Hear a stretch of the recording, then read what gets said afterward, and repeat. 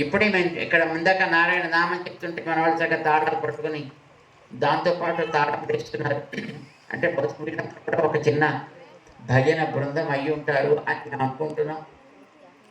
మహిళల్లో భజన బృందాలు ఉండేవి, పురుషుల్లో భజన బృందాలు ఉండేవి. మంచి రకరకాల వేషాలు వేసి జనాలందరికీ మంచి ఉత్తేజాన్ని ఉల్లాసాన్ని కలిగించగలిగేటటువంటి వ్యక్తులు ఉండేవారు. ఇంతమందికి ఆలయం అనేది ఒక కేంద్రం, ఒక మూల స్థానం. అంటే వాళ్ళకి ఏ రకమైనటువంటి భావాలున్నా అక్కడికి వచ్చేటప్పటికి మనందరం ఒకటి. ఏమిటి ఒకటంటే మనమందరం ఒక భగవత్ కుటుంబపు సభ్యులం వాడాలి. ఇలాంటి స్థితి మనకు అందరికీ ఉండేది. చాలా సంతోషం, మీ ఊళ్ళో ఆంజనేయ స్వామికి పునరుద్ధరణ జరిగింది, రాములవారి ప్రతిష్ఠ జరిగింది. ఈ నెల పూర్తయిపోతుంది. ఒక కొద్ది రోజుల్లో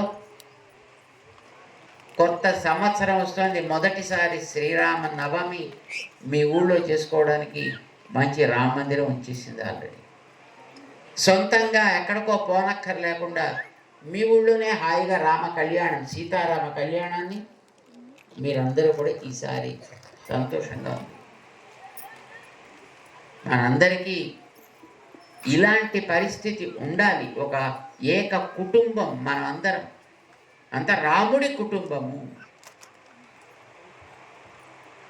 మనం ఎప్పుడైతే రాముడి కుటుంబం అవుతామో మన కుటుంబాన్ని జాగ్రత్తగా చూసుకోవడం మన బాధ్యతే. కనుక మీ ఊళ్ళో ఉండేటటువంటి జనాభాలో ఓ చిన్న చిన్న టీమ్స్ తయారై ప్రతి నెలలో ఒక్కొక్క రోజు మేమంతా వచ్చి ఇక్కడ భజనలు చేస్తాం, ఇక్కడ సేవలు చేస్తాం. ఇట్లా రావచ్చు.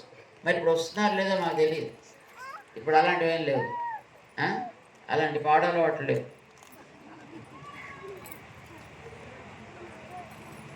ఎంతమంది మీ ఊరి జనాభా? 15,000. 1,500. ఓకే, పోనీ 1,500 అంటే తక్కువేం కాదు. ఇళ్ళేంది 300 ఇళ్ళు ఉంటాయి.